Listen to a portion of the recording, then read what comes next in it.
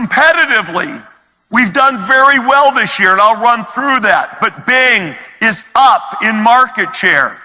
Windows Server, 76% market share. And Azure is really climbing at a very, very rapid rate. Dynamics, we've switched out our competitors' customers and brought them into our fold.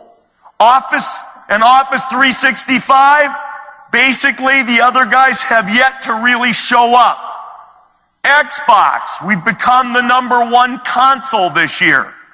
Windows, we're selling a lot of Windows, and we got a lot of competition in the Windows business.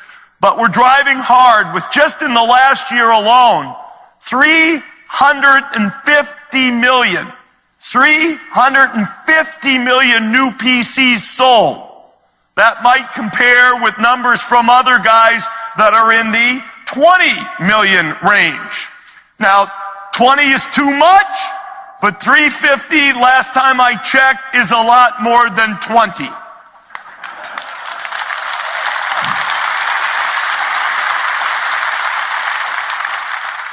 Phones, we've gone from very small to very small, but it's been a heck of a year. And you're going to see a lot of progress in that market competitively as we move forward. So this is our portfolio.